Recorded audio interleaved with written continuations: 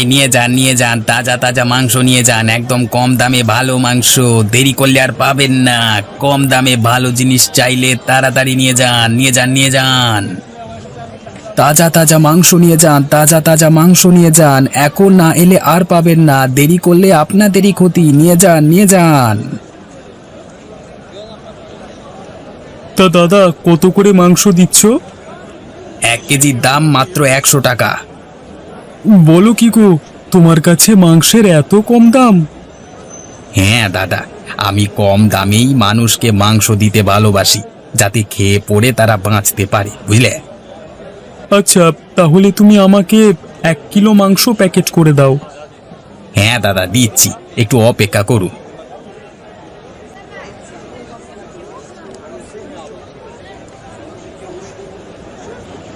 এই তো, এভাবেই ফাসলিয়ে মাংস সবাইকে গতিয়ে দিতে পারলেই আমাকে আর পেছনে ঘুরে দেখতে হবে না। প্রচুর টাকা লাভ করব আমি। তা বাবা, মাংস কত করে দিচ্ছ? তাজা মাংস 180 টাকা প্রতি কিলো। তা কতটুকু দেব আপনাকে? বলো কি গো ভায়া, ওদিকে সুখেন তো 100 টাকা প্রতি কিলো মাংস দিচ্ছে, আর তুমি দিচ্ছ 180 টাকা। এ তো রীতিমতো দিনে দুপুরে ডাকাতি। না গো কাকা, ওই সুখেন বাসি পচা মাংস বিক্রি করে, তাই জন্যই ও দাম এত কম করে দেয়। আরে রাখো তোমার তাজা মাংস। সকালবেলায় মিথ্যে কথা বলবার জায়গা পাওনি? যদি পচা মাংসই দেবে, তাহলে ওর দোকানেই এত ভিড় কেন? আসলে মানুষ তো বুঝতে পারে না, তাই ওর দোকানে ভিড় জমিয়ে বসে আছে। হ্যাঁ, আর তুমি বুঝি সব বুঝে বসে আছো। যত সব। তুমি তোমার মাংস নিয়ে থাকো, আমি সুখেনের দোকানে চললাম। আজকেও আমার মাংস খুব একটা বিক্রি হলো না, বেশিরভাগটাই এখনো পড়ে আছে।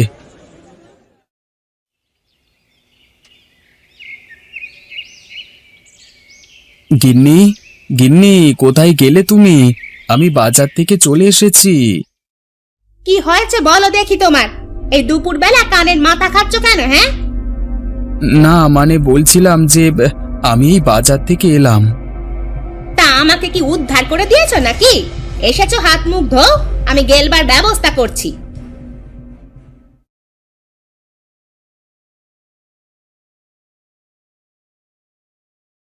গিন্নি, তখন বসে থাকবো? আর তো খাবারটা নিয়ে এসো।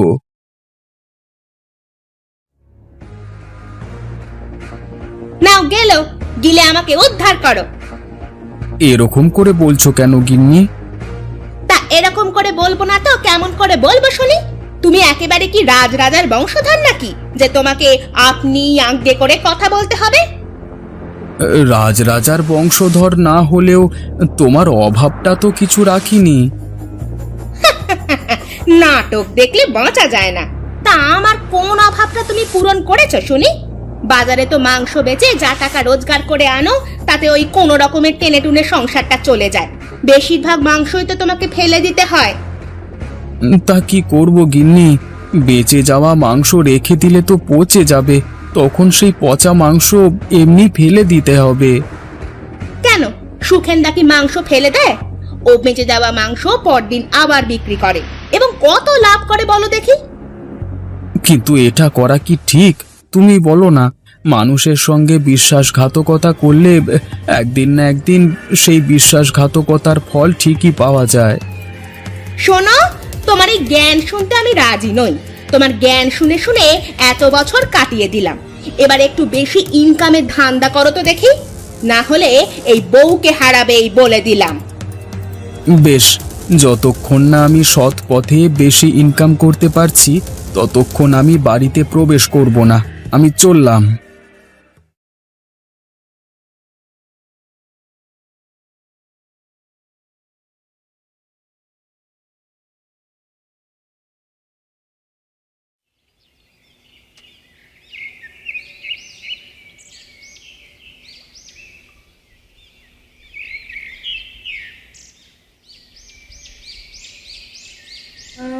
আজকে আমার স্ত্রী আমাকে এইভাবে অপমান করলো।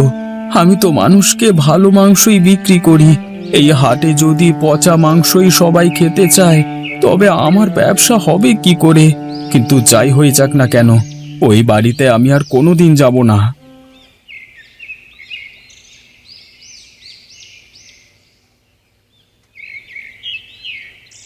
আরে, আমি তো এখানে শুয়েই ঘুমিয়ে পড়েছিলাম। এখন যে সন্ধ্যা হয়ে গেল, এখন আমি যাব কোথায়? রাতটা এই জঙ্গলে থাকা কি নিরাপদ হবে? হ্যাট হ্যাট হ্যাট হ্যাট হ্যাট হ্যাট। আরে চল চল, জলদি চল। গোপালদা নাকি? আরে এই সময় তুমি এখানে কি করছো?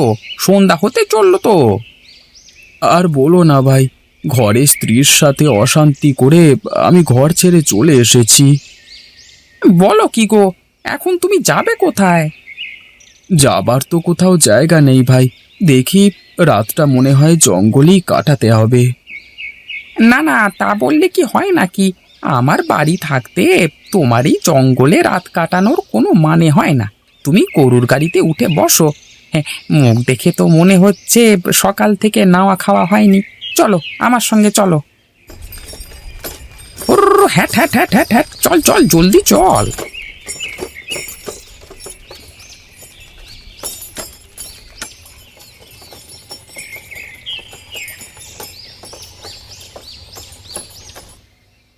গোপালদা, তুমি ঘরে গিয়ে বসো কেমন? গাড়িটা আর গরু দুটোকে যথাস্থানে রেখে তারপর আসছি কেমন?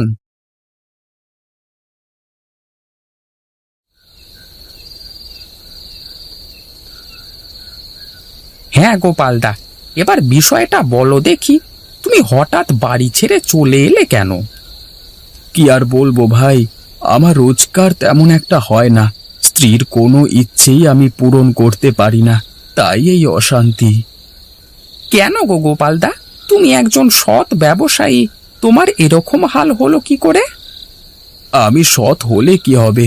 ওই সুখেন আমাদের বাজারটাকে পচা মাংসের হাট বানিয়ে দিয়েছে। মানুষকে কম দামে পচা মাংস খাইয়ে খাইয়ে অভ্যস্ত করে তুলেছে। আচ্ছা, বুঝতে পেরেছি। এই জন্যই গ্রামের মানুষেরা বেশি দাম দিয়ে ভালো জিনিস তোমার কাছ থেকে খেতে চায় না, তাই তো? একদমই তাই। এখন কি করব আমি জানি না। তোমার কোনো চিন্তা নেই গোপালদা, তুমি কালকে থেকে আমার সঙ্গে পাশের গঞ্জের হাটে যাবে। গঞ্জের হাট? সেখানে আমি ব্যবসা করতে পারবো তো? আরে আমার মতো লোক যদি সেখানে এই সকাল থেকে সন্ধে অবধি মালপত্র বইবার কাজ পায়, তাহলে তুমি ব্যবসা করতে পারবে না কেন? ওখানকার মানুষ খাঁটি জিনিস খেতে খুবই পছন্দ করে। বেশ, তাহলে তাই হোক। কাল থেকে বরং তোমার সাথে আমি যাব। ঠিক আছে, নাও নাও, এখন খেয়ে নাও। এখন খেয়ে দিয়ে শুয়ে পড়তে হবে। কালকে ভোরবেলায় উঠে গঞ্জে যেতে হবে।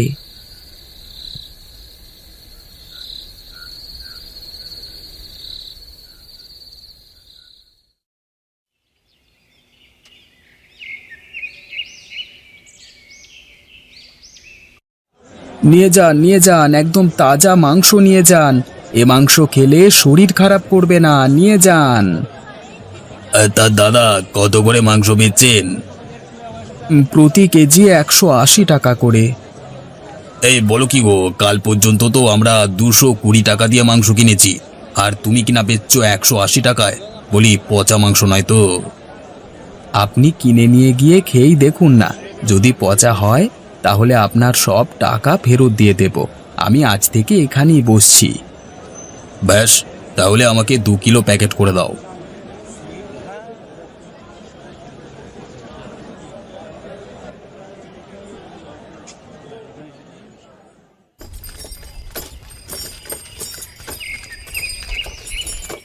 তা ব্যবসা কেমন হলো গোপালদা? হ্যাঁ, দারুণ হয়েছে গো ভাই। তুমি যদি না থাকতে আমি বাজারের সন্ধান কোনোদিনই পেতাম না। এখানকার মানুষ কত ভালো।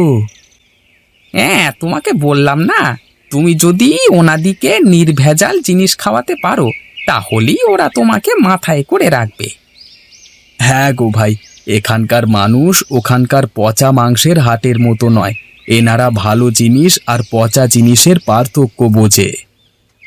বেশ, এবার গরুর গাড়িতে উঠে বসো। আমারও আজকের কাজ শেষ।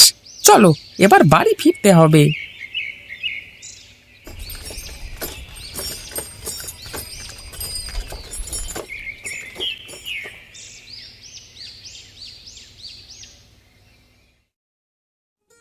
ওগো তুমি এসেছো? আমি চিন্তায় চিন্তায় রাতে ঘুমাতে পারিনি। কালকে আমার তোমার সাথে ওরকম ব্যবহার করা উচিত হয়নি গো। আরে গিন্নি, এতে তোমার কোনো দোষ নেই, সব দোষই আমার।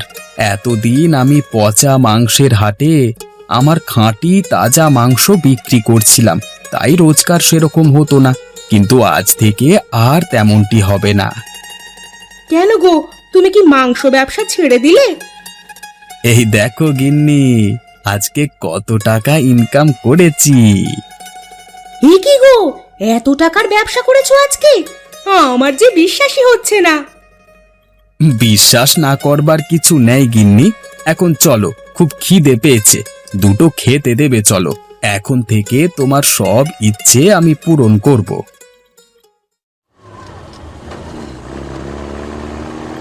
আপনারা কারা বাবু? আপনাদের কতটুকু মাংস দেব বলুন? আমরা ফুড ইন্সপেক্টর ডিপার্টমেন্ট থেকে আসছি। আমাদের কাছে খবর আছে আপনার দোকানে পচা মাংস বিক্রি হয়। না না, এ কি বলছেন বাবু? আমি এরকম কাজ করব কেন? হ্যাঁ, সেটা আমরা বুঝে নেব। আমরা এই মুহূর্তে আপনার মাংসের ওপর একটি কেমিক্যাল দেব। যদি আপনার মাংস ভালো হয় তবে সেটি কোনো রকম বিক্রিয়া করবে না, আর যদি খারাপ হয় তাহলে লাল বর্ণ ধারণ করবে। আপনি বললেন আপনি পচা মাংস বিক্রি করেন না, কিন্তু এখানে তো প্রমাণ অন্য কিছু বলছে। এই হাটের মানুষজনকে পচা মাংস বিক্রি করবার জন্য আপনাকে অ্যারেস্ট করা হলো। আমাকে ছেড়ে দিন বাবু, আমাকে ছেড়ে দিন। এবারের মতো একটা সুযোগ দিন বাবু। আমি আর জীবনে কোনোদিন পচা মাংস বিক্রি করব না। এবার ছেড়ে দিন না। ওরে বাবা!